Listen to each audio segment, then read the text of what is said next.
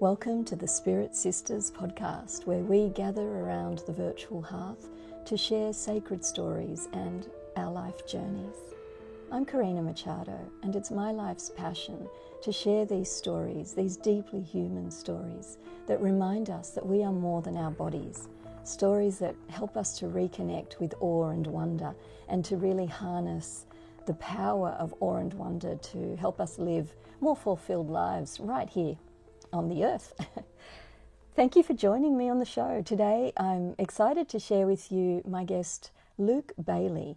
Luke is an astrologer who has a lifetime of experiences to share, not just within his realm of astrology in which he's an expert, but also within so many of the other topics that we love to discuss on the Spirit Sisters podcast. So Luke's story touches on mediumship, psychic abilities, remembrances of being in the womb, NDE-like encounters, past lives. In fact, he shares a story towards the end of the episode which is absolutely fascinating, and it is part past life remembrance, part lucid dream experience, part NDE.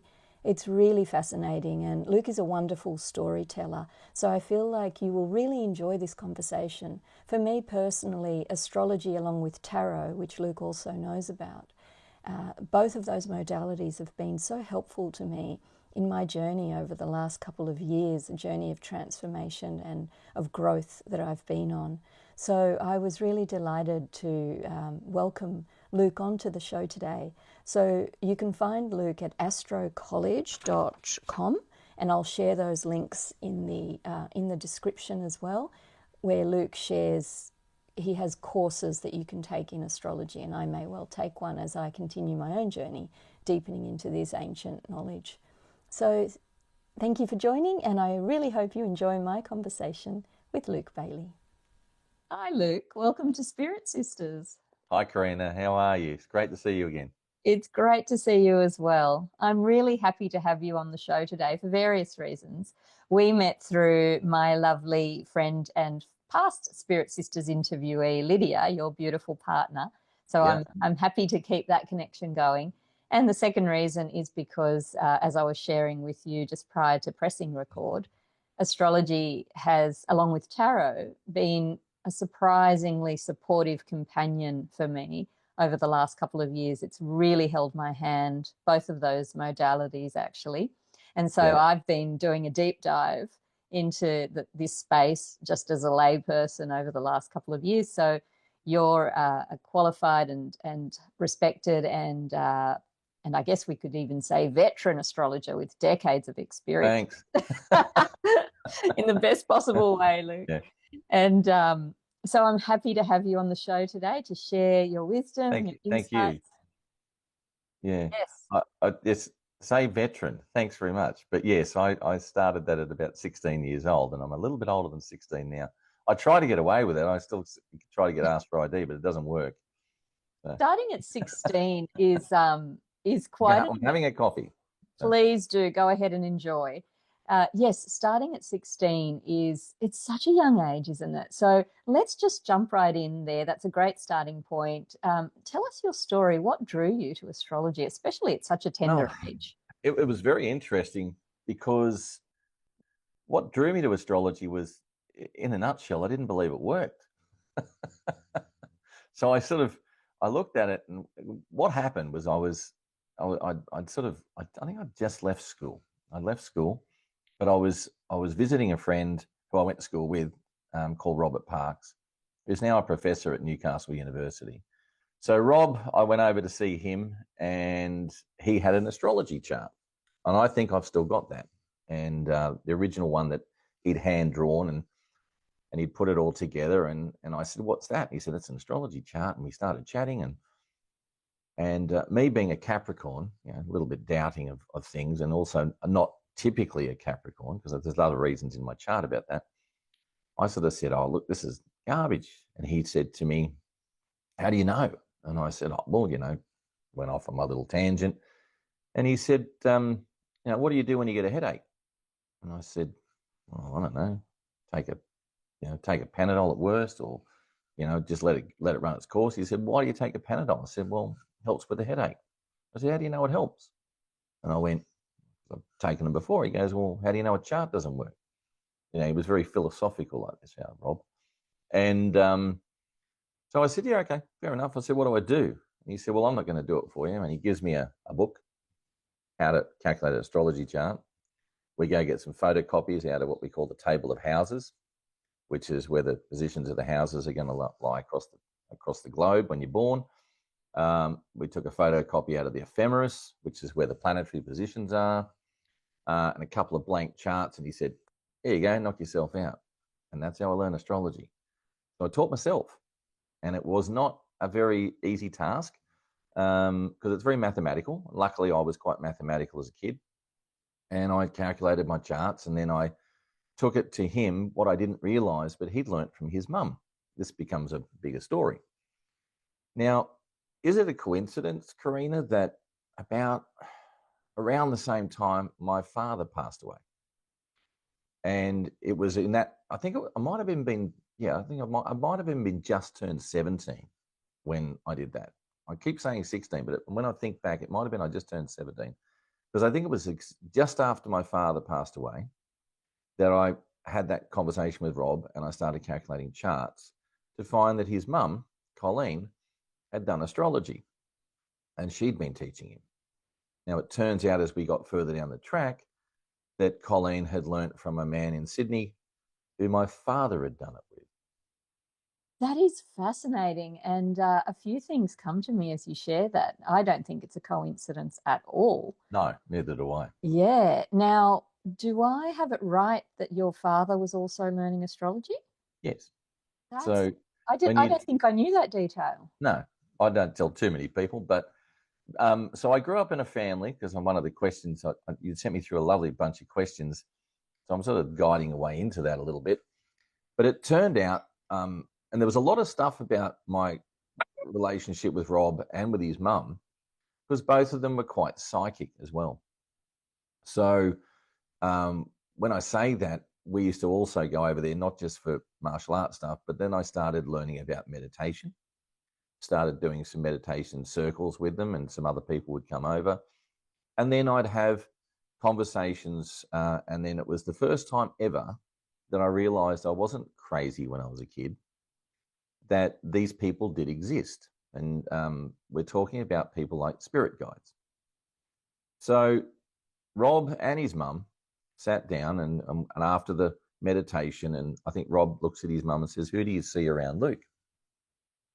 And she said, I see two people. One is a Scottish man, and the other one's like an American Indian fella. And the funniest thing is, as a child, I experienced both of those. And I mean physically seeing them. So there was the Scottish man specifically, because I remember being at school in a little country town called Cowra, but I wasn't in Cowra itself. I was a little school called Homewood Public School, which is still there, back in the 70s, because that gives my age away. And going through quite a rough time. So my father, who was into astrology, was also a chiropractor and an osteopath. And that's why we moved from Sydney out to the country, and he became the town chiropractor and osteopath. But he's also had a number of other issues that were going on. So what I now probably realize, he had a mental illness underlying that had caused some problems for him, but it didn't mean that he wasn't quite a smart, sort of brilliant man. So he'd, when he left school, he was considered the boy most likely to succeed, brought up in front of the school and made out to be the guy that was going to do really well. But at the same time, he sort of took a downward spiral later in life. And but the spirit guide side of things was, I was going through a very stressful time, and I remember going out to wash up the art stuff. When you're a little kid, you go out to wash it all up. And where we were, I used to go outside with water tanks. We had a shed next to us, and there were some old tables, school tables and chairs in that shed. And I was washing up, because this is when I say school, but there were 12 kids in our school. Like, it was a tiny school with a big, it was on a country property with one room, one teacher with all class was in there. And I was washing him up. And then I heard this voice say, Luke, in a really gruff voice. And I'm like, who the hell is that? It scared the hell out of me. I must have been about 9 or 10. And I looked, and there was this big Scottish man. I know he was Scottish because he had a kilt on, right? So that's why I know he's Scottish. And he's standing on one of the tables, and like he was looking at me, and I get goosebumps when I think about it because it was really vivid. Like it was physically there. And I remember what he looked like. He had this big beard. He was a huge man, like quite, some of those men that are sort of like, they look like they're overweight, but they're actually just massive and strong underneath it, like big chest, big barrel chest, big beard, big gold medallion around his neck, and a white sort of fluffy sort of shirt that was open, a big hairy chest. And he was standing up there, and he was talking to me, and he had like a Scottish accent, and he's saying, don't worry, everything will be okay. I'm here to look after you. It's not a problem. And I went, okay. And I turned back, and then I looked back, and he was gone. So it was one of those very interesting scenarios where I thought, I'm just going crazy. I never told anybody. But then Colleen and Rob both described this person down to a T when I was 16, 17 years old. So that set me on a journey of going, what the hell? This is pretty amazing. But what really happened to me, if you go back, Karina, is as a child, I was quite psychic. Okay. I saw spirit all the time, but I didn't realize that I was seeing spirit. I just thought we all shared our house with people, to the point where I probably didn't talk about it. It was just a natural thing. But I do recall one instance when I was probably about 3, being up the street. We lived in a area called Carlingford in Sydney, and all the kids in the street knew each other. So this particular day, it might have been a Sunday, because I know everyone was off and parents were home and stuff like that. And I went up the street, and I was with the people with the Hinkleys, and I was at their house. And Mrs. Hinkley would say, come on in, kids. We're all playing in the backyard. Come on, we'll have some lunch and sit down. And they had this big table, and they were doing extensions on the house at the time, building up. And I remember sitting down at the table and looking and seeing a man standing just in the hallway, just there. And he had a slouch hat on, and he was sitting there looking at us. And I said to Mrs. Hinkley, I said, so is the man here joining us for lunch as well? And she said, what do you mean? I said, the man here with the hat on. She goes, there's no man with the hat on. I said, yeah, he's standing right there. And as a 3-year-old, you don't think twice about it. And she was telling me, stop scaring the kids. So I got sent home. Oh, and I remember walking down the street crying as a little kid, going home to my mum, I've been sent home. I can't play anymore. And it was like, I was really sort of upset.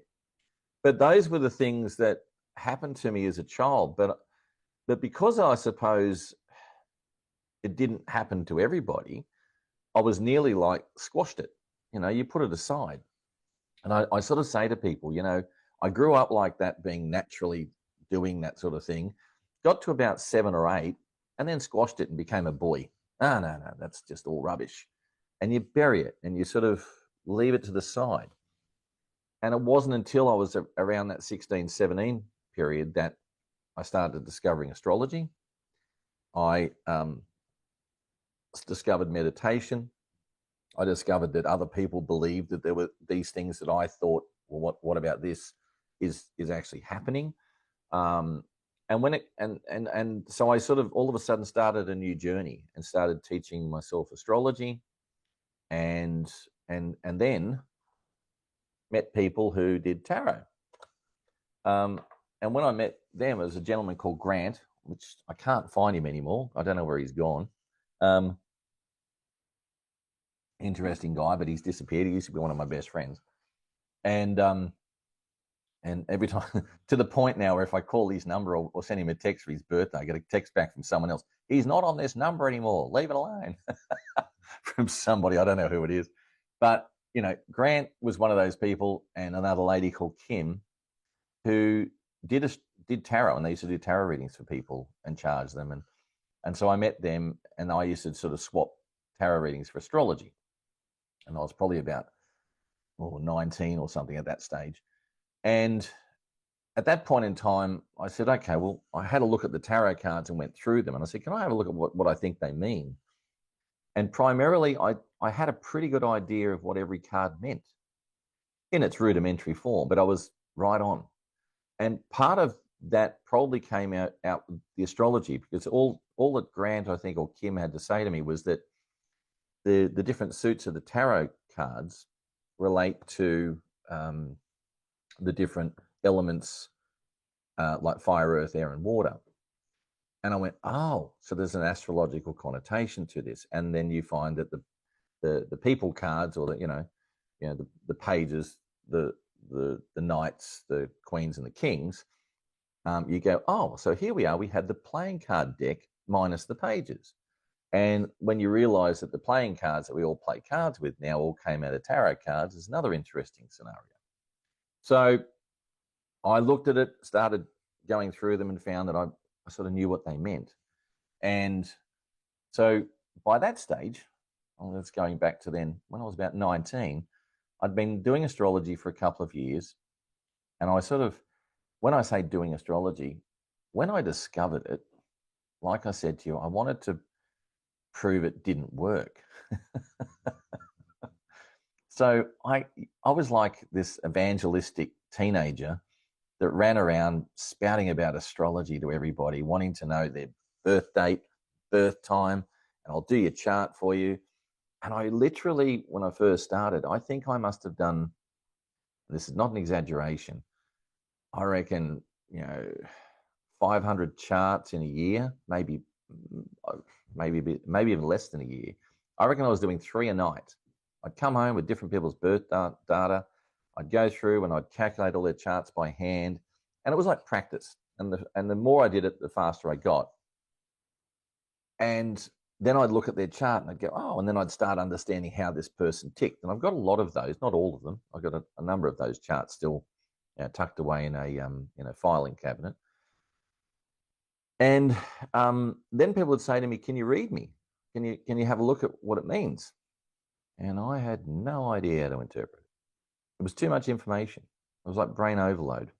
And that's what sort of astrology is, a lot of complex patterns and how they work, lots of rules that work with it. And then being able to interpret it's another story. So I found myself, going, like that, trying to describe to people what's going on in your chart, because you're looking at all these different factors all the time and trying to, hone it into one point. And I didn't have formal education at that point anyway. And that I think makes a big difference. And probably if I was going to say to anybody who wants to study astrology or wants to learn it, there's a lot of astrology out there which is just basic stuff. And that stuff's not that, what's the word for it? It's not necessarily accurate. It's generalized. Yeah. So it's not teaching you how to use it and what to do and what to interpret properly. There's a lot of, there's some very, very good people who have YouTube channels that are professional astrologers. And there's a lot of people out there that are running around on TikTok and, Facebook and, Instagram, throwing stuff out there just to get likes and information, but they really don't know what they're talking about. There's more of those than there is good ones, unfortunately, at this point in time. But generally speaking, if you want to get an education in astrology, you need to, it'll take you, it's no different than any other university degree, realistically. It'll take you a good 2 years, I suppose, to become a 2.5, to get what I call the basics of astrology, sorted out. And that would be, as you are probably aware, I now have the International Academy of Astrology, or Astro College. I bought that off a lovely lady called Ina Stanley in the US who founded it 29 years ago. So why I did that was because the curriculum is wonderful, and a lot of other reasons, but that's one of the main things that I know, that if someone wanting to learn astrology and they go through that, by the time they've just gone through their natal studies, which is what they call Nat 1 through to Nat 7, you're pretty much an astrologer.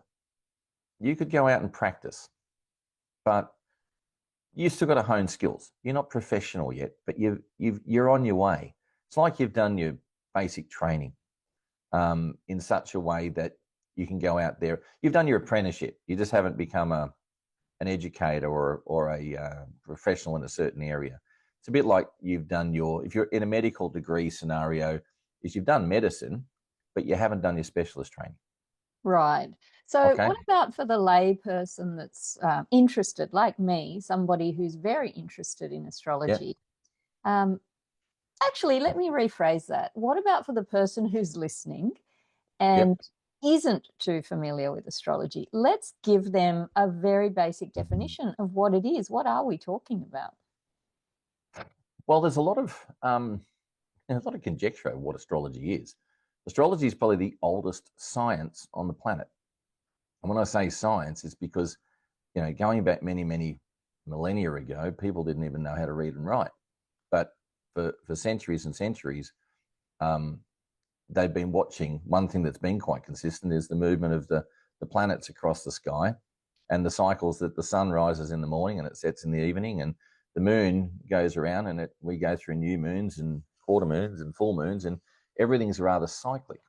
So over the years, people studied that, and it became the science of, you could say, the science of human nature.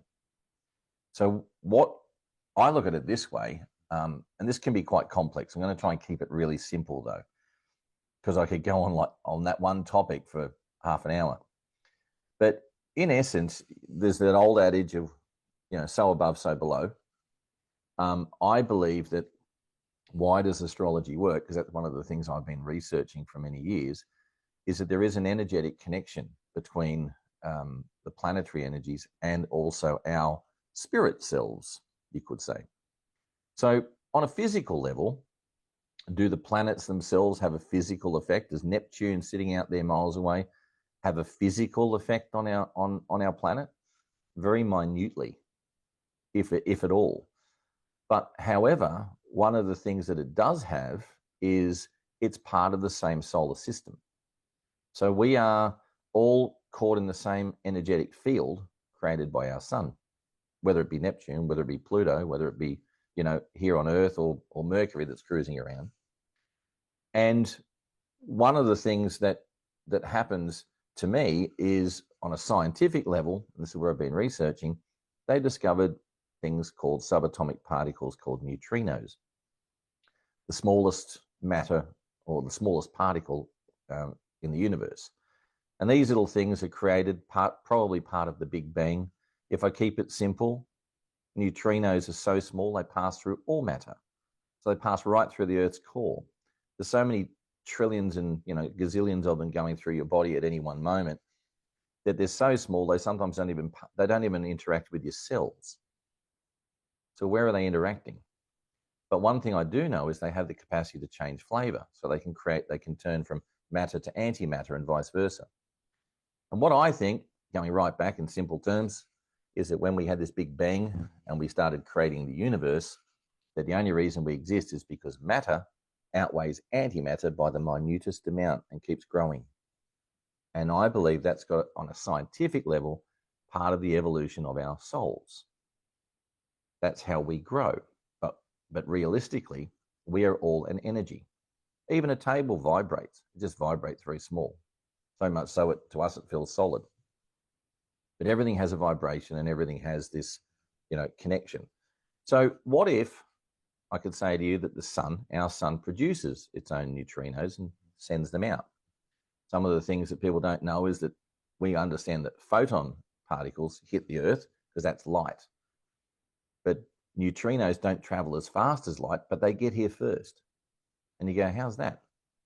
And the reason for that is because photon particles, as they're being produced by the sun, the light particles, they bounce off each other and sort of delayed reaction getting moving. It's ever so slight, but neutrinos are just instantaneous and they just pass through. So they get here before light. What if all of the planets picked up those neutrinos because they've got a magnetic core, and as they're spinning, they sent their own neutrinos back out? So they don't necessarily create them, but they redirect them. And they therefore create a pattern an energetic pattern that's turning and pushing them out towards different directions based on where their location is. And what if when you're born and you come out of this little, beautiful little warm crib inside the womb that's nice and warm and soft and lovely and dark and no one knows, and then all of a sudden you take your first breath. How do you know that that's not your energetic pattern, or your blueprint isn't attached to where the planetary energies are creating energy at that moment in time? That becomes your independence as an independent soul. And then you go to the next one and say, well, what if we're having multiple lifetimes at the same time? That's another question. Wow, Luke. Okay. Mind blown. Thank you. But this is, I'm trying to keep it simple, but at the same time, the question is, how does astrology work? What is it? I think it's the planetary, it actually forms a physical connection to our souls. And what we're doing is, when you map the chart, you're seeing that this is where you're born with your energies and how they naturally work. And then over centuries and centuries, we know that if they're working in certain ways, they're likely to manifest in certain ways. That's how you know whether somebody's likely to form a relationship at a certain time, or have a job, or have an accident, or all of these sorts of things. When combinations of energies or planetary energies come together and they hit points in somebody's individual chart, they create an energetic expression. So I'll explain something else that's on a tangent, but it goes back into the whole spiritual connection to people. I say to people a lot, what if only 5% what if you knew that only 5% of your thoughts were yours? Okay, so it's an interesting concept, but it means, what's going on inside my head? Where's it coming from? Is it coming from your partner? Because that's part of the connection. Is it coming from your kids? Is it coming from other energetic connections that you have? Or is it coming from another level above, which is a consciousness across a group consciousness? There's a lot of things. This is a whole other topic, and this could go down another direction. But I'll give you an example. My daughter, who, bless her soul, I've got a couple of grandkids now. So yes, I am giving away my age. And she rings me and she says, Dad, can you give me any idea as to when the baby will be born? And, oh no, that's right. She was ringing me about advice for her partner to do with job and seeking a new job, or whether he should take a new job. Now, they had the baby's birth date down as the 10th of March. That was the estimate from the doctors. And I looked at James's chart, and I went through there, and I could see the moon, and I think it was a Jupiter aspect. And I looked and I went, I said, Jordan, according to James's chart, this baby's going to come early. He goes, really? And I said, yeah. According to his chart, probably around the 1st of March. And turns out that he was born on the 2nd. But there's a story behind it. So what happens, and this is what I mean by connection. On the 28th, I said to Lydia, Jordan's in labor. She goes, what do you mean? I said, I can feel it. I just know. So I rang her, and she answers the phone, hello. And I went, you're in labor, aren't you? She goes, yeah. And I went, good on you. When were you going to tell me? She said, I said, how long have you been there? She said, like quite a few hours. She was in labor for, what was it? Something like 48 hours, 50 something hours. Horrendous amount of time. Lucky she was fit. That's all I can say. And so she was in labor from the 28th all the way through the 1st, and then got to the 2nd in the morning. And I just said to Lydia, before we went off to the acupuncture appointment, I said, he's going to be born soon. And then I look at the chart. And the interesting thing is about the chart, you look at the evolution of what's happening during the course of the day. And you can sort of guess, because there's family connections. And I go, no, he's not going to have that rising sign. No, planets won't be there. It doesn't fit with the parents. You literally can sort of do that. I'd had a bit of a look, and I thought, he'll come a little bit later. But anyway, we were we were at the acupuncturist. I'm sitting there with needles in me. I don't know if you ever had that before. You got to move with needles in you, like, because until they set, it's like, it sort of starts to. I've got them in my hand. My phone's sitting over here, and we're just sitting there. And I looked at Lydia and went, "Oh, he's here." She goes, "What do you mean?" I said, "He's here. He's been born. I know he's here. He's here." And I could just tell. I could feel his presence. I could feel this little baby's energy just all over me. And I knew he was just out. And it comes to me as a bit of a psychic feeling, but it's also an instant thought that I just know. It's like a communication. Someone's telling me. But that's a thought process. I'm going to go back to the if only 5% of your thoughts are your own in a minute. This is part of where I'm heading. And I'm going to message. So I'm trying to get my phone. He said, "Just wait." And I said, no, I've got to do it. So I messaged saying, how's things going? No response. And I said to Lydia, no, definitely something's going on. It turns out, Karina, about 2 hours later, we just let it go. And they called on FaceTime, and there she is with the little baby, which was Aries. And we're looking. And then I asked her what time he was born. And literally, at the moment that I picked up my phone and I was trying to text, he'd been born 2 minutes prior. Oh, I love that, Luke. That's wonderful. You can't make that stuff up. No. Right? So when anyone says, "Oh, no, this doesn't exist, there's no connections between things," I go, you really think so? This doesn't happen once or twice. Other scenarios of picking up things like what do you call it? Thoughts. So have you ever been, with friends or in a relationship where you've had a thought and that the person's gone, "Oh, just thinking that," or the other one is, the phone's about to ring and you go, "Oh, my phone's about to ring," and then all of a sudden you know who it is on the phone? Or have you ever had those sorts of experiences? Yes. Yeah. And a lot of people do. But you've got to ask yourself, why? How does that happen? And some of the classic things that have happened is, I remember one day I had to go and pick my sister up from the airport. This was and I was living in McLaren Vale at the time. And I had to pick her up because she was flying back from Sydney after visiting her daughter. And she was coming down to stay with us for a couple of days and then driving back out to the Riverland where she lives. Meanwhile, Lydia went off to a doctor to get a doctor's certificate because she wasn't feeling too well. And this doctor was, not a very pleasant man, didn't even look at anything. He just sat there staring at the screen and his computer. "Yeah, what's wrong with you?" That sort of person. But she needed one because she had a sore throat and she had, pustules on her neck, and she was working as a palliative nurse. You don't take that into someone's home when they're dying and take in the sickness, right? So she's off to get a doctor's certificate. And on the way back from the airport, I'm driving with my sister. And we were talking about Jasmine. And years ago, Jasmine came to stay with me when I was living in Melbourne. And it was at a time when, I can't remember the guy's name, who takes off Chopper Read. And he's got some very funny sort of skits that go on. And pardon the expression, but it was like, "Harden the F up," right, was the expression. Yeah. Australia needs to harden it, up. So so what Jasmine used to say to me every time I'd say something or whatever, I'd sound like I was whinging about something. She'd say, "Uncle Luke, harden it," I won't say it too loud. And so anyway, meanwhile, my sister and I are having this conversation and we're chuckling about it in the car. Not to realize Lydia's at around the same time, she's at the doctor's surgery. And while the doctor's carrying on and wanting to not give her a certificate for as long as she needed a few days. He only wanted to give her 1 day. And she's heard this thought in her head going, "Oh, harden her up, Lydia," right?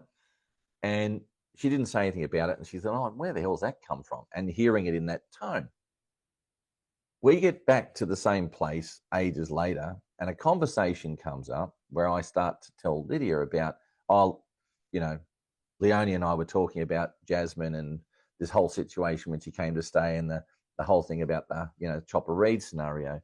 And she's looked at me and she's gone, "Oh my God, when I was at the doctor, those exact words came into my mind. I was being told to, harden the, stuff up, Lydia, and we worked out timing wise that while we're having a chuckle in the car, she's probably at the doctor and we're picking up on the same thoughts. And I say that because we do it all the time. I'm picking up on her thoughts. I'll often say something before she says it. So if that's the case, how much of your own thoughts are yours? Or where are they coming from? And I'm leading into something here because this is where psychic abilities and intuition work. So when somebody's mediumistic, there's different forms. And this is what shows up in the astrology. One of the questions you had was, there any planets that show psychic ability? And the answer to that is probably all of them, but some work in that realm better. And why I say all of them, if you think about my energetic scenario of neutrinos and planets having a physical connection to us, then they're always working on us psychically, but they're just experiencing different ways in which they work. So the psychic planets are things like the moon, which is intuition, very much so. Then the classic ones, Uranus, which is associated basically to intuition, but on a mental level. So it comes, so the moon and to some degree Neptune work on that classic example. The moon rules the stomach, the moon rules the breasts and the womb, and actually the womb is sort of Pluto as well, but the actual womb area itself is the moon. But people always talk about, oh, I had a gut feeling. That gut feeling is the moon working, but that comes from a feeling. It's nearly like a foreboding, a feeling of, oh, I'm not too sure about this, or that doesn't sit well with me, that type of thing. Whereas intuition from a Uranian point of view is usually a knowing. It's like, oh, yeah, no, that's just going to happen. How do you know that? I don't know. I've just been told.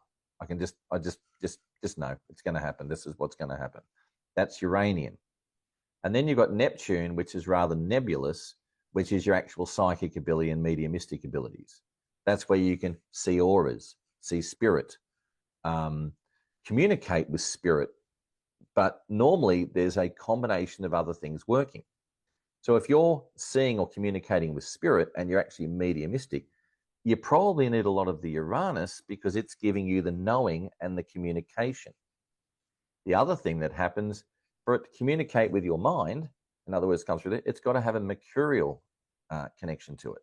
So it's often planets working in combination. So when you look at a chart, you can see somebody has very strong intuition, very strong ways of connection, and usually there's a planetary combination that shows up. And the other one is Pluto. But Pluto is an interesting planet. I've had a number of Pluto transits in my life. I'd prefer to forget, but you do learn a lot from them. So they sort of drag you through the coals and out the other side. If you've got any form of, what's the word for it? Sense of self, ego, and righteousness, and it's not part of your soul growth, Pluto will strip it back. Pluto will take it away and you'll have to rebuild. It's like birth, death, and regeneration. It's literally going through the pain threshold in a different way. Saturn is more about your physical limitations. So it's your doubt, it's your typical scientist where they go, no, not terra firma, so it doesn't exist. So it's a different sort of approach. And I'm being very general here, okay? But when you're talking about planetary interactions, if you've got strongly Uranian in it, like I know a lady who's a very, very good medium, probably one of the best in Australia, called Joan, who I that's a whole story how I met her. I should tell you that one. That's something we should have a quick chat about. And I'll tell you that in a second. But she had a near-death experience. So she died, and she remembers she was probably in her 40s at the time. And being in her 40s, her daughter, Mandy, she died, she was on the ground, and Mandy was trying to wake her up.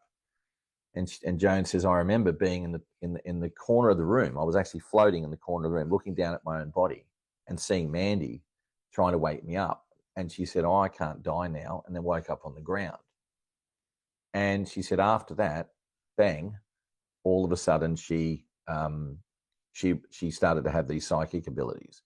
Now, that's where Pluto also works, because Pluto represents death and regeneration. So people have near-death experiences but come back with memory, come back with other things, come back with an ability to sort of, like it opens a doorway, often have a strong Plutonian aspects in their chart as well. That's another thing.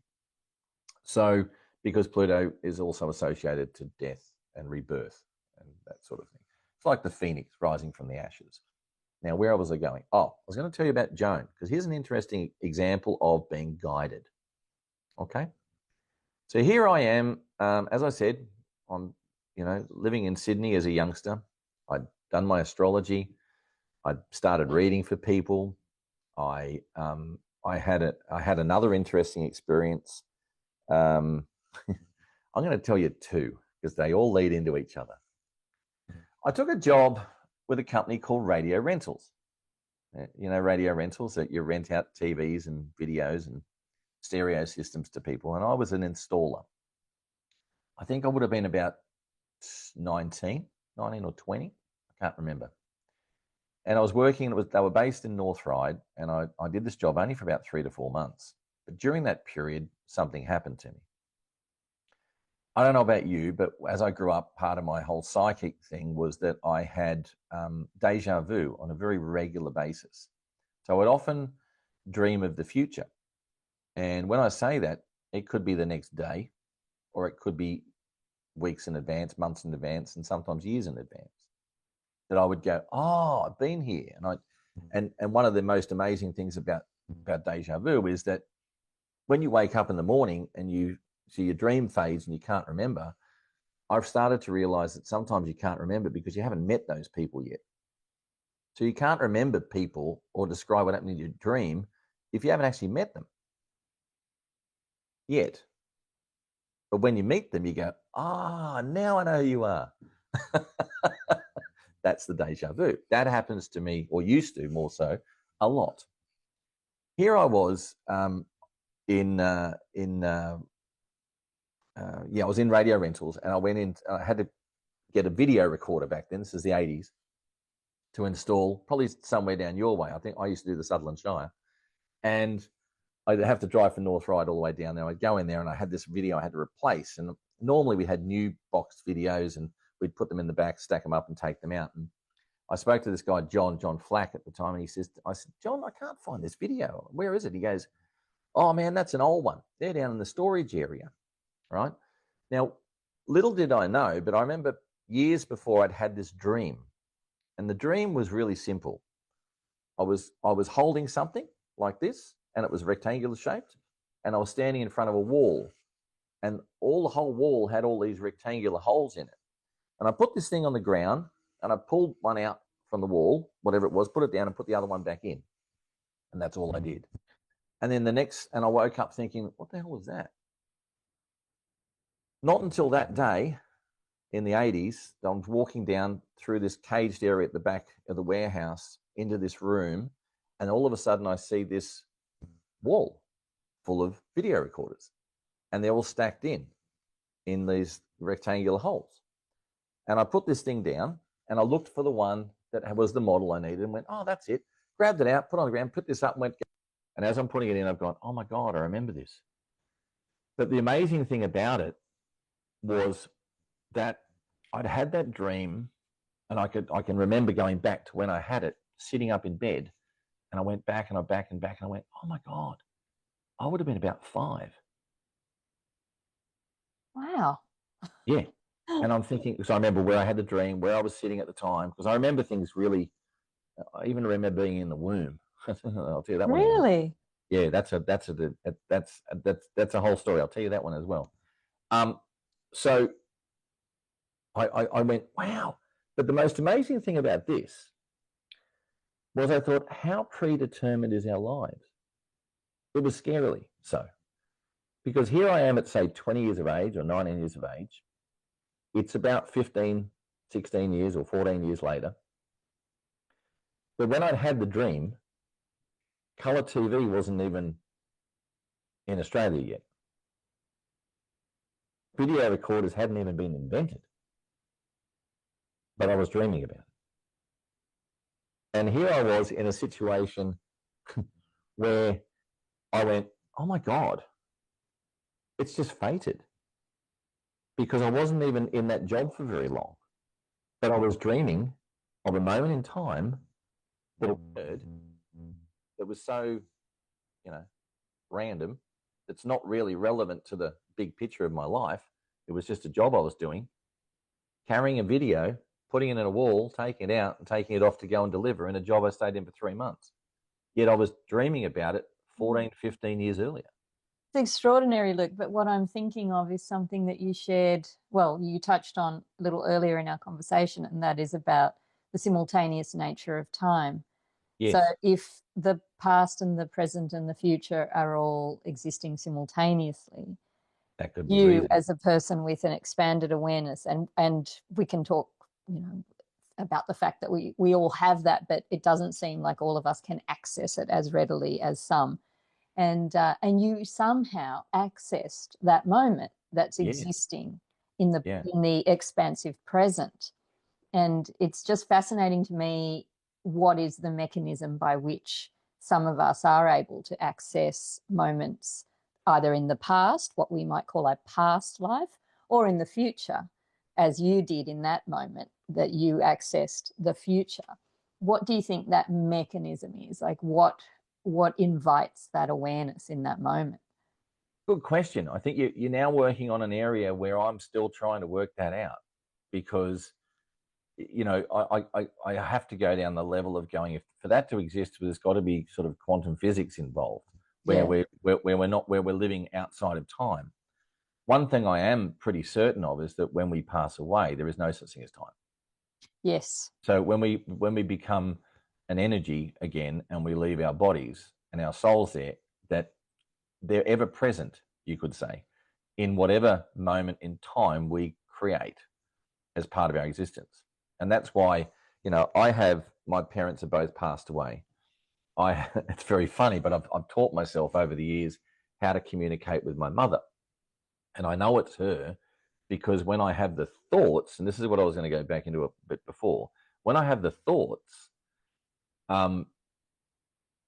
it's in her voice and they're random, they're quick. So intuition to me is usually the best way to describe it, or an intuitive thought, is the thought that comes into your head that's that quick that if you don't grasp it, you forget it. So a lot of the time when you go, oh, I was just thinking that, oh, what was it? It's probably not your thought. It's intuition telling you that. And because it's not consciously created out of your mind, it's flown in there from somewhere else, you miss the thought again. It disappears. Even if it's a memory, but someone's jogging the memory and telling you, oh, remember this? And all of a sudden it's thrown into your mind and you go to tell someone, they interrupt, and then you stop. What was I thinking again? A lot of the time, I think that's the intuition. Okay. That's the connection.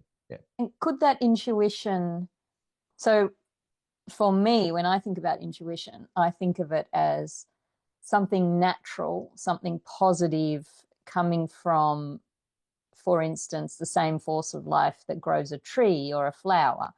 That's coming from that. I wouldn't necessarily think of intuition as it arrives for me as coming from another person, whether they're past or with us. But that's so that's an interesting point. Let me explain that one then. You're right, because there are different forms of it, and I would call it an intuitive thought, rather than intuition can just be a feeling, or like you've just described. It comes in different forms, but it basically, I try and simplify it in a way that people can rationally understand that so intuition or psychic ability often comes to me in the form you've just described. Sometimes it's a feeling, it's a positive expression. It's something that's guiding me in a certain direction. I go with my feeling. I go with my thoughts are taking me that way. But when you're trying to connect or intuitively go, okay, all right, come on, help me now, right? Boom. It's usually those thoughts that come in very quickly, and it's a bit like learning a skill. I'm not great at it, I do it all the time, but sometimes I go, if I try and do it on demand, like a medium, like a John Edward or like Joan, who I was talking about before, I'm not that great at that. I can do it, but I don't stick on that same path. It's a little bit harder for me. My brain's a little bit overwhelmed with consciousness, where we are in our physical life. So, but it occurs all the time.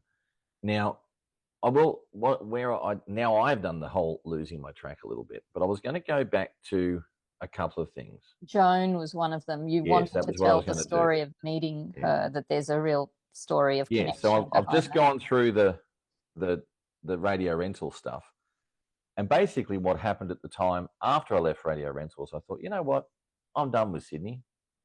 And this old HG Holden with the 3-speed manual on the tree, as they call it. And I had $300 in my pocket, and I'd been doing a psychic development course, which was like a spiritual, everything from color therapy and energy healing and that sort of stuff, with a lady called Rhonda Stewart in Woolloomooloo many years ago, and I'd been doing that for about 18 months. Her course goes for about 3 years, but I felt it wasn't right for me anymore, and I decided that I was going to leave. But before I left, I was going to leave Sydney. I was going to head north. Didn't know where I was going.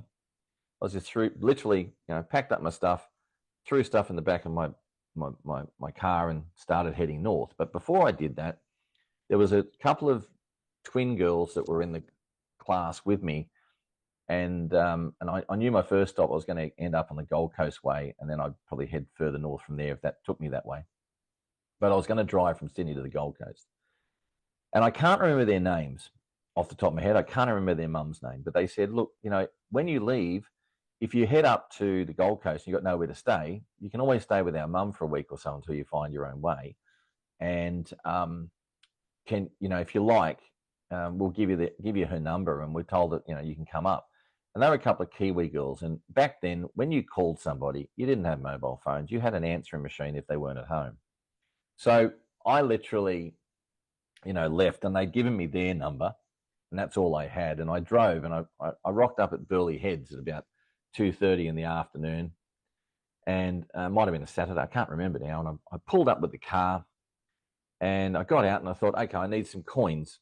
I need some coins to ring Sydney to find out the number of these girls' mums. So I go in with a $2 note back then, and walk into the local cafe that was just there. And I asked this lady behind the bar, I said, do you have any change I can get for making a call? I got to make an STD call down to Sydney. And she said, oh, look, I normally do, but I don't. But if you go around to the news agent, they should be fine. And I'm really sorry, but that's okay. And off I went round to the news agent, and sure enough, they gave me some money, and I started ringing. And I was only getting the answer machine. So I left a message saying, look, I'm on the Gold Coast looking for your mum's number, blah, blah, blah. I'll ring back. So I was waiting around for like about an hour and a half, ringing every now and again, because every time you'd ring, you'd lose your money. And anyway, one of the times I ring, and I get on to one of the girls, and she says, oh, yeah, look, mum should be at work at the moment. We'll give you her number at work, and you can give her a call there, and then to meet her there and follow her from there. And I said, okay. So they give me her number, and I ring her. And she said, so whereabouts are you? And I'll meet. And she said, I'm in Burleigh Heads. I said, oh, so am I. Wow. And she goes, I said, whereabouts? And she said, I'm in a cafe. And she gives me the description. I went, did I just come in and ask you for change about an hour ago? She goes, was that you? So the first person I laid eyes on was the person I was looking for. Now, you got to laugh. You go, that is not. So from there, I went to stay with her, and I gave her a tarot reading back then, because I was still learning my tarot. So that's what she wanted. And I was there for about a week, and then she had another friend who wanted to come and get a tarot reading done, and it was a lady called Moira, and Moira was also a psychic, and I worked that out afterwards. And I'm going, you're quite psychic. She said, yeah, and she said, now I've got to take you to meet somebody, and I said, who's that? She said, a lady called Joan, but you won't ever be able to find her house. She lives out at Mount Burrell on this dirt road. Okay, and she took me out there to meet Joan, and when I met Joan, I ended up staying with her for 3 to 4 months. So it was a very interesting, and that was my first real connection to a medium, a proper medium, who when I sat down with her, the first thing she said to me, my father had died when I was 17, about 2.5 years before. And she looks at me and she said, "Who's John?" I said, "Well," I said, "Oh, alive or dead?" She goes, "In spirit." She goes, "Oh, that's my dad." He goes, "Oh, he's telling me finally he got you here." Oh, wow. You know what strikes me listening to you, Luke, is that life has brought you a succession of teachers. Yes. Yeah, and also, kudos to you for following those breadcrumbs to the teachers as well and having the courage. I mean, I'm still quite astounded at how young you were to be exploring all of these things. So yeah, I just wanted to note that. I think it's interesting how, they say when the student is ready, the teacher appears. It seems like you Yeah. were ready very young. Well, what happens, and the other thing is, astrologically, when I studied astrology and I looked back, I looked at when I first discovered astrology, or when I was, actually, it was when I was leaving school. That's right.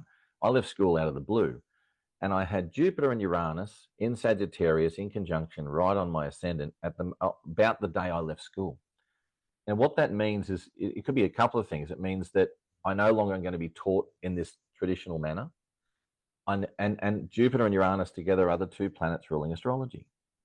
So all of a sudden, bang, I left school and discovered astrology instead of going to uni, which everyone expected me to do, because I'd had a scholarship at a private school in Orange. And I left there mainly because I couldn't eat the food. I was a celiac and no one knew how to feed me at boarding school. So back then, in 1983, no one knew how to feed a kid. When I was growing up at kids' parties, mums would look at them and say, "Can my kid catch what he's got?" That's what it was like back then. And so I'd always had a sensitivity to things. And that takes me back to being in the womb. Remember I told you about that one? Yeah. Okay. I've heard of people remembering being in the womb. It's a rare thing, I think. It's one of those. Well, I think why I remember is probably because it was so traumatic.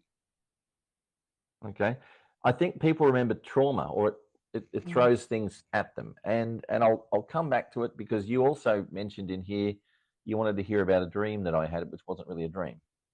The past lives, quote unquote past lives. Yeah, I do. Yeah. I do want to hear that. But tell us a bit about your memories of being in the womb first. Well, how I know that was the case is because sometimes you have memories of things and you just think, "Oh, was that just a dream?" But it wasn't. So I remember the actual birth process. I remember coming out. I remember being squished. So because I remember being squished, I have a real thing with claustrophobia. So you can't hold me down or put things over my face. I'll just go nuts. And also the fear of drowning. So I was born with this complete fear of water. They couldn't even put me in a bath. So I would, and my mum knew the difference. I was the third born, so this child would not even, go in a bath. She couldn't. So they had to sit there and sponge bath me, sit me in a little bit, that much water, and then sponge me with a face washer, sort of thing. That's the only way they could wash me. And if it was hair wash time, I would scream, and it would be trauma. By the time I was, going to school and had to learn to swim, they wrote home and said, "Don't take this kid anywhere near water. Like, do not persist in teaching him to swim." I was in too much trauma. But what happened was that when I was about 18 months old, maybe 19 months old, I'm sitting in the high chair. And I remember this, sitting in the high chair. We were in Carlingford. The people across the road were the Medleys, Carol and John. And he was a school teacher, and she was, I can't remember what Carol did, but we're sitting down having some lunch. And I was put in the high chair. I remember clear as a bell, a wooden high chair, and I'm sitting there. And I used to have this weird thing about holding my breath before I ate. So I'd hold my breath sometimes, and nearly go blue and green before I'd get, and then I'd be okay to eat. Not all the time, but I used to do it. And this particular day, I looked at my mum and I said to her, "It's all your fault." And they all sort of stopped and looked. So here I'm 18 months old, I was starting to chat, but I was really clear with what I was saying. I said, "You wouldn't let me out. I wanted to be born in September, not December." And everyone's freaking out because they go, "Well, how does this kid even know what month's what?" I'm 18 months old. And my dad ran off and got a piece of paper and started writing all this stuff down, which has since been lost, but I don't know where it's gone. But this is the whole story that was there. And I told my mum that I wanted to be born in September and not December because she was drowning me. And there was all these cubes. I don't know what the cubes were, but all these cubes were holding me in. And I was drowning and I wanted to be born and you wouldn't let me out. I can't remember the rest of it, but I really just ripped into her as a little baby. And what had happened is my mother had threatened to miscarry with me at 6 months old. Well, 6 months in. So I was born in December, and September would have been when she was threatening to miscarry. And it settled down, and I was okay, and I stayed full term. What people don't realize is in the April of that year, so when she was first pregnant with me, her sister was murdered. So, which is pretty horrible. That is awful. She was strangled to death by as a 17-year-old in Brisbane. So it was pretty awful. It made the news and everything, but there was a whole connection there going on. And then I'm born astrologically with my moon in Taurus, which is a lovely spot for it, but right next to what they call the most evil fixed star called Algol, which is on the same degree as my moon. Now, Algol is one of the things about it is people dying from, or it's associated to strangulation. Now, the moon in your chart is your mother. So what I believe happened that I carried a lot of her, because my moon sits opposite Neptune and it's in the 12th house of past lives and that sort of stuff. And it comes in and it affected me in a health manner, which is the 6th house. So all this connection astrologically is reflected in what I saw and what I said as a little child to my mum. But it also takes me back to past lives and past life scenarios. So as a child, not only did I have these little weird dreams, but I used to have some strange dreams along the way, but that's okay. But one that was repeating all the time, and this is going to sound awful to some people, but I dreamt of feeding human body parts to Alsatian dogs in the cold. I remember being cold in it, but I remember, and I know I love dogs, but as a child, I had nearly like a hatred for Alsatian dogs.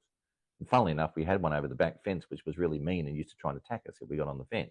So it was sort of reinstalled in my mind. When I say that, my daughter and her husband had an Alsatian called Aura, and she's beautiful, right? She's since passed away, but you couldn't get a nicer dog.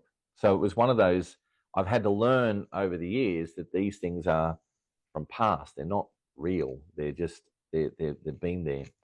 But I did, and I think I had this conversation with you on the phone.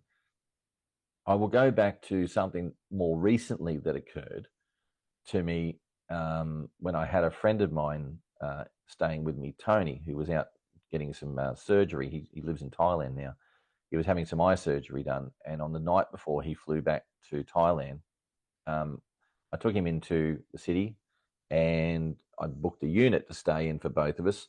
So I was sleeping in a separate room to him. And then the next day he flew out in the morning. But that night I went to sleep and I wasn't actually, this wasn't a dream. I know for a fact it was too. I've even recorded it on my phone. I got up in the morning. I was so adamant. I actually put the voice recorder on and recorded the experience because I thought I'm not going to forget it. But I haven't really needed it because I remember it clearly. And I'll run through quickly because this was. So what happened? I'm in bed. I know I'm in bed, and all of a sudden, I'm in Nazi Germany. I know I'm in Nazi Germany. I don't know the exact time, but I'm in a house. I'm in a house and I'm in a bathroom. And I know it's me. I'm in a bathroom, beautiful white tiles all the way up to the ceiling. It's a fairly big bathroom, but I knew at that moment I was about to die. I was about to be shot dead. So and I knew that, and I could hear soldiers outside. I could hear people talking. They were talking in a foreign language, so it must have been German, I'm assuming, because I couldn't understand it. So it was just me, but I couldn't understand it. But I knew I was about to die. And I knew that as soon as they came in through the door, I had no escape. So I could hear them coming in through the house. There were people in the house were already arguing and fighting with them outside, but they were looking for me. there was a little window that there's no way I could climb through. And even if I could, they were out there, they were going to kill me anyway. So I went, you know what? I'm going to die. So what I chose to do was I don't want to look at them. I don't want to look at these people. So I knelt down on the ground and I put my head against the wall like this. And I went, you know what? When that door goes open, I'm going to die. And I heard the door go bang. And then I felt a rifle in the back of my neck, right on the bone in the back of my head. And as soon as that happened, all of a sudden, I just went boom, and I was paralyzed. Paralyzed. No pain, just paralyzed. I couldn't move anything. I couldn't move my arms. I was just stuck. I couldn't move at all. And I was like a tingling numbness all over me. And I've gone, okay, I'm dead. Wow, that was quick. And then all of a sudden, I found myself so slumped to the side. And I think I look back now and I go, I probably did slump against a washing basket because I felt like I was leaning against a basket. I go, what's a basket doing there? And while I'm there, I see Tony, my friend, who's in the other room. And he's walking past in a way. And he's all dressed in white. So he's in a white T-shirt. He's got white pants. He's got a brown belt. He's got like a brown and white shoes on. And he's looking or talking to people over here. And I thought, oh, what's he doing here? I go, I wonder if he can hear me. So I yelled out, Tony, can you hear me? And after I said that, he's basically said, no, really loud like that. And I went, oh. I went, no, he can't hear me. But he can hear me in his thoughts. So I'm having this conversation with myself. He can hear me in his thoughts, but he doesn't know it's me talking to him. He thinks it's just himself. And I went, wow. And then all of a sudden he disappears and everything goes really dark and black. And everything went dark. And I was like, okay, I'm stuck. And I couldn't move still. I just couldn't move. I was paralyzed. And in the blackness was like a static. It was like an electricity, a static. And in that static was, it was sort of like a not goldy orangey color, but it was really dark. So it was pitch black, like pitch black. You couldn't see a thing. There was movement of energies or something in the darkness, but I couldn't pick out what it was, whether it be figures or people or things that were in the darkness, but I couldn't see them. And then it's weird because I'm aware, I'm thinking through this process, but I'm also being communicated like by my own consciousness above me. And it's telling me what to do at the same time. So I'm on the ground. By this stage, I'm falling on the ground. I'm flat on my face. And I can't move. And then all of a sudden I look up and I go, oh, there's some lights. And there was these two bright lights, not one, two, like this, like spotlights, or someone's put a torch on, or, you're in the dark and someone turns the lights on the car and you're like, ah, and you got these two bright lights. And I'm looking up, but they're in a distance, a long way away. So they weren't really right in my face. And I thought, oh, there's the light. Obviously that's where I've got to go now. I'm dead. This is what I'm thinking to myself. And, all of a sudden, I said, well, how do I get there? I can't move. And my consciousness says, just relax. Just relax like you did before when you were sort of like, against the wall, accepting you're going to go. And it will draw you in. I went, okay. So I'm just sort of relaxing. I'm closing my eyes and I'm looking up again. And then the light seems to either be coming down over the top of me or I'm being drawn into it. But either way, it's coming down close to me. And then all of a sudden, the light's fully surrounding me and I can't see a thing. You come from the dark to the light, like your eyes like this. And I find myself standing in like a field or a paddock or a park. And the ground is not really green. It's like a greeny, yellowy green, like a goldy green. Trees spotted around the place, beautiful trees. And I'm looking and there was all these people walking towards me. And I'm talking a group of about, 30 people, 40 people, 50 people. I don't know exactly. But they're not all holding hands or anything. They're all just walking like a group of people walking towards you. They're all dressed in pastel-coloured clothes. That's what I do noticed. They were not of any other culture, so they were all sort of Caucasian-looking. So everyone was of a similar, so merely like a family or a soul group or something. I don't know what it was. And they all started walking up going, hey, how you going? Welcome back. It's great to see you. Haven't seen, it's awesome. And this guy walks up and he's got this beard and he's shaking my hand. And then there's a woman. Most of the people were probably I'd say age between 30 to 60. I don't know what sort of age bracket. I don't think there was any kids. There might have been, but when you walk into a crowd and there's so many people, you don't know where you're looking, so you can't take everybody in. And then one person hugs me. This woman hugs me, and they're all sort of saying it's great. And then I burst into tears. I don't really cry that often, but it was like really deep. Oh my God! And like I'm dead. Like that's it. And I'm freaking out. And it was an overwhelming sort of sense of nearly like a relief, but weird. And then I looked and I said, look, hey, this is great. I said, but I'm a bit confused because I didn't know any of them at all. And I said, but like, you guys are all great, wonderful people and all this sort of stuff. But I said, but there's something weird going on here. I said, like, I know I'm dead. I know this is part of the process, and I'm gone, and I'm here now. But I said, where are the people that love me? I said, I thought I was, when I go through this, I'm supposed to be with people who know me. And they said, oh, yeah, that's fine. I said, and this guy says to me, yeah, you'll see them. And I said, but when? When am I going to see them? And he goes, you'll see them soon, like the next, in a couple of days or not long. And then after that happened, bang, I'm back in the bed. And I know I'm in the bed. And I'm paralyzed again. I'm still paralyzed. I can't move. I'm like, oh my God. And I'm like literally zapped of energy. I physically can't move. But what I think happened, Karina, was my alarm went off. And it brought me back. And I went, oh, and I was trying to roll over to like turn the alarm off on the phone. Like, oh, I can't hardly move. And then I hear Tony, Luke, time to get up. I've got to get to the airport. Here's someone who's panicking that he has to be at the airport, I think his plane flies at 8:45 or something. And this is like 6:00 in the morning. We're only 10 minutes from the airport. So I'm like, great, Tony. But I sat up and I've just gone, yeah, okay, mate, not a problem. I'll be there in a minute. But the whole thing took me a while to come out of. And it changed my psyche for weeks and weeks afterwards. I drove home that morning, got back here, and you can ask Lydia, and I said, I'm going to lay down for a bit. And I slept for about 5 hours. And since that moment, I had never really been 100% the same. But what I sort of have accumulated in a lot of experiences over time is that I believe that somewhere, I don't know who it was exactly, one of the things that comes to me as well is I don't know if I was female or male. Because I was me. But what I have done is I'm absolutely convinced that the connection with me from a close past life is that I was an astrologer in Nazi Germany that was probably trying to undermine or work out a way to plot against Hitler. Because I'd worked for his people, and then when all of a sudden he didn't like what was going on, he wanted to start removing them all. So I don't know whether I died as part of the Night of the Long Knives, which is in 1934 before he really came to power. But doing some kinesiology with a lady in Sydney, she brought it back to being associated that I'd passed away in 1943.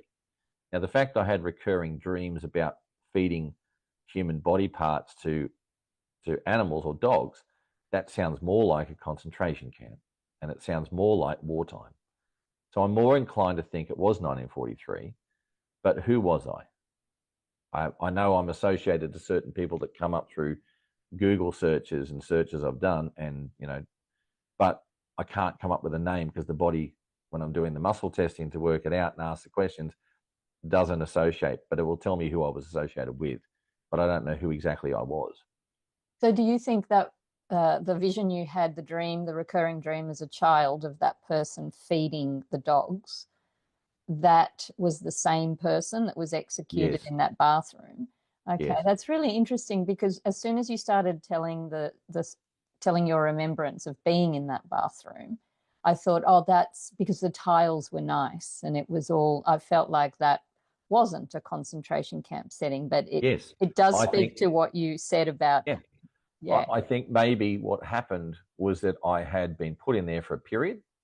The fact that I'm feeding, I might have been there for a reason, or it might have even not been a concentration camp. I don't know. But whatever, there was some pretty nasty stuff going on. It's horrendous. And maybe I had escaped from there. Maybe I'd escaped from there, and I was seeking refuge, and that's why they found me, and then they shot me. Yes, and I don't. potentially that action of what you were doing with the dogs was potentially that was a punishment. Yes, yes, Mm. exactly. And I feel like I just feel like I sort of knew things in the womb, perhaps, that I was associated to giving advice astrologically to people in that era, and involved in a movement associated with it. But it was worked against me. So and they came after me, and I just feel that what I what I thought was a dream, which wasn't a dream. I know it wasn't a dream because it's too vivid. I remember it like I was there. I physically believe that my soul went off and experienced that whole process. One of the things that's come to me as a strong possibility is that when I was greeted by people on the other side, that they were actually the family of the person of that lifetime, not me. Mm. That's why I didn't recognize them. Oh, that's a fascinating idea. And also, when you said that this was more than a dream, I took note of 2 points that you mentioned within this experience. And well, firstly, you had it like a whole near-death experience within that experience, but Yes. you mentioned a sense of static. There was Yes. static, and you mentioned the sleep paralysis as well. Now, Mhm. in all of my books, I'm sure that in each of the books there are stories about sleep paralysis, especially in Spirit Sisters. I drew that connection between sleep paralysis and the spiritual experience, and a kind of a peak spiritual experience of that is profound and stays with you. There's a definite connection. And I also remember interviewing mediums who might not have even called themselves medium, just women within our midst who experience the spirits standing like flesh and blood people in front of them. Yep. And I remember at least one of them saying that prior to an experience of this, of a spirit manifesting before her, she would have this sense of paralysis and couldn't move. Like she might just be laying on the couch watching TV and she'd suddenly have this experience. So she wasn't even asleep. And others would mention this static in the ear preceding an experience of spirit visitation or connection. So, Yeah. so those 2 points, yeah, I just thought I'd bring them up because they are indicative of a very profound spiritual experience. Yeah. And the connection like that, because like I was saying, going through it, I was able to conceptualize from the things I've heard in the past. But when I was going through it, I'm like, oh, so this is what I have to do now. Oh, I know where I am now. It was that sort of consciousness coming through. And that's what got me through to the other side. I just listened and on I went. One of the things that I find is, people talk about poltergeists and things like that. One of the theories that I've had for a long time, and I go, I'm probably right because I like to be, think I'm right sometimes, is that sometimes people have died, but they don't know they're dead. Yes, So, I've heard that before too. so what? For example, I remember, plenty of stories about. I remember my mum telling me about a house in Mossman she went and stayed at with some friends, when she was a kid. Well, she'd probably not a kid; she's probably 16, and she'd stay there the night, and she'd been woken up by someone walking up and down the hallway. Looked like they were holding like a stake, like this to their, like walking with a cross and holding a stake to their neck. And she's going, who the hell is that? Like this, because the door was left open and ajar. And she went back to sleep. And then the next morning she got up and she was telling people, and she said, who was walking up and down the hallway last night? They go, well, none of us. Why? She goes, oh, there's a person walking along, holding something to their neck. And they all panicked and went, oh my God. In that house, the person who'd owned it years before had shot themselves through the neck. That's how they died, in the house.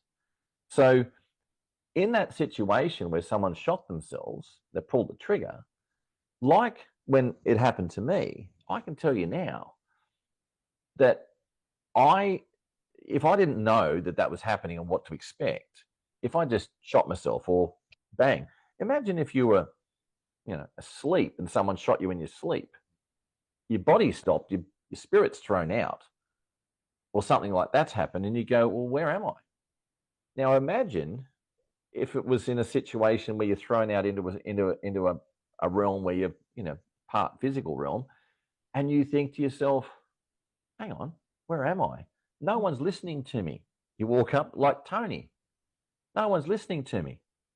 He can't hear me.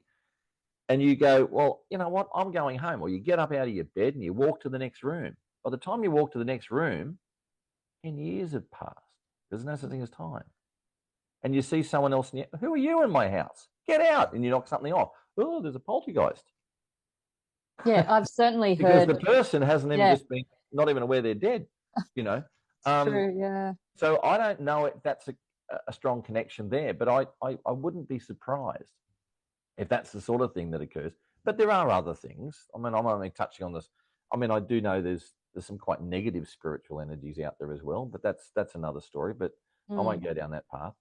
But Well, you know, how are we Luke, going with time? what I was going to suggest was, I mean, I feel like we could talk for hours, so maybe we'll begin to wind this one Yeah, that's what I was down, thinking. Yeah. and what we'll do is we'll have to come back for part two, because we haven't really gotten into some of the astrological questions I wanted to talk to you about, such as, you know, the huge effects of 2025 astrologically, and Okay. we can all Yep. feel it whether we know about astrology or not. Yes. We know what's happening, so we'll have to come back to delve into that. But to close, all to tie up all of the strings of this conversation, I wanted to just ask a final question about that past life in potentially in Nazi Germany. How do you think that that has impacted your current life, and or is there some sort of lesson or illumination that you're meant to gather from that experience to support you in this life? That's a really good question, because that's something I've been trying to analyze for a while since that occurred. I mean, going back astrologically, there's a lot of things. I look at my life, for example. One of the things that I call it, I nearly say it's like a repeating pattern.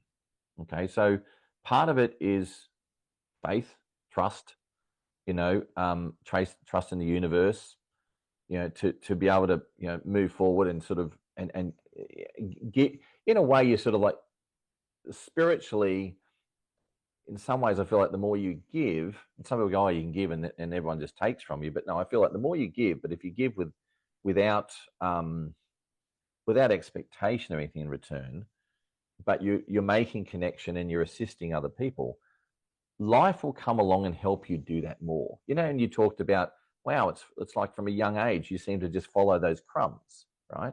I feel that that's part of the lesson. So in my case, where I think the connection to the past has been, I've been thrown into this lifetime with an element of past life trauma, quite a deep one and quite a big one, probably affected also by my mother's experiences while I was in the womb, as well, and all of those sorts of things. And that comes out in my astrology chart. But what it is the astrology helps in such a way that it shows you sort of your like a destined life path, how to align yourself with that. And sometimes you're not necessarily aware of how to align yourself. And it doesn't matter how many times people tell you, you've got to experience it. That's part and parcel of it. So you might have the knowledge, but it doesn't necessarily mean you're going to be able to apply it in the right way. So for me, where the past life stuff comes in is I feel that there's been a lot to do with an ongoing pattern of not being able to trust things or people. So my astrology taught me one thing, and that is my major lesson in this lifetime was about creating boundaries, that I can't be limitless or taken advantage of. So part of that past life was the fact I was trying to break those restrictions. I was trying to make it so that, hang on, no, we can't be like, we should have our freedom. We should love each other. We should be trusting each other. But life kept taking me down that other path. I think in this lifetime, I've always spent a time sort of trying to create the positive or look at the good in people rather than the bad. And in the meantime, along the way, I've also tried to look after myself in regards to, say, resources and this and that and everything else. And the more I moved away from what I was meant to do, you could say, which is the astrology and other things, yes, I could survive, but I always went backwards. circumstances didn't align. Circumstances didn't work well. And, you know, the other thing is the big lesson for me was meeting and getting involved with people who I thought I could trust, but I couldn't. And that was part of the Plutonian, the Neptunian sort of relationships that I've had. And that goes down to, you know, personal relationships and business relationships. And out of that took me through a trauma of, hey, what the hell? But I've come out the other end going, you know what? I've rebuilt myself back into where I should be. And the more I become more of what I should be doing, the more life goes on a positive. Oh, I love that message. And then as long as you create boundaries and you don't accept certain things, you go, no, I'm not doing that. No, I'm not doing that. And you put those in place, I've found that my life, has struggled as it's been in certain ways, starts to work better for me. And I think now my message is to trust the universe, to literally put your faith in the universe. You know, it goes back to that book, isn't it? You know, the universe has your back. As long as you're doing, you know, the right thing by yourself and the right thing by others, and you're always working towards that positive, then the positives will come. But sometimes it's hard for people to have that faith that it's going to come around. And the astrology gives you the cycles to shows you when times are tough, when you've got to work hard, when you've got to reevaluate. You know, we talk about Mercury retrogrades all the time. Well, that's a time to reevaluate. That's a time that, you know, the classic example, small example is, you know, there's a problem with your phone, you know, there's a problem with your computer, but you put it off and put it off and put it off. You can just about guarantee through a Mercury retrograde something's going to happen. You have to fix it. You know, it's telling you, okay, enough is enough. You already knew, but now it's time. You know, so you have this, you know, reassess. These are just little minor examples, but they all work that way. And in 2025, we've had big shift. Saturn and Neptune coming together in Aries, changing sign from Pisces. We've got Uranus has just moved into Gemini, literally last few days. That's going to stay there for 7 years. That's going to create a whole different scenario, and the biggest focus on that will be AI. That will be where that really starts to blend between the two. We have to be very careful because, you know, Gemini is a sign that has two sides. You know, Castor and Pollux, you've got this really positive and you've got this really evil twin. So, you know, you've got this dichotomy that's going on, and you've got Pluto's just moved into Aquarius.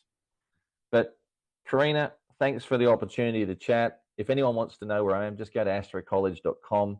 And that's, and you know, if they're interested in astrology, come and join the community there. It's only just starting. Got about 170 members at the moment. Some of those people are not astrologers. Some of them are very good astrologers. We do free sort of astro dice sessions like this every fortnight where people can come along and ask a question. It's a bit like using tarot cards, but we sit around and it'll chat. We've got and chart delineation practice for people who might have been studying astrology but don't really know how to delineate properly, and come along and do that every fortnight. We just had that on. In Australia, it's a Saturday morning every 2 weeks. We just had one, so another 2 weeks from now. But that's the sort of thing that I can offer, and you know, we can go from there. Thank you for sharing your stories today, Luke. They're so multi-layered, much like astrology, which is a multi-layered technology. Your life is multi-layered. All of those stories that you've woven together today for us.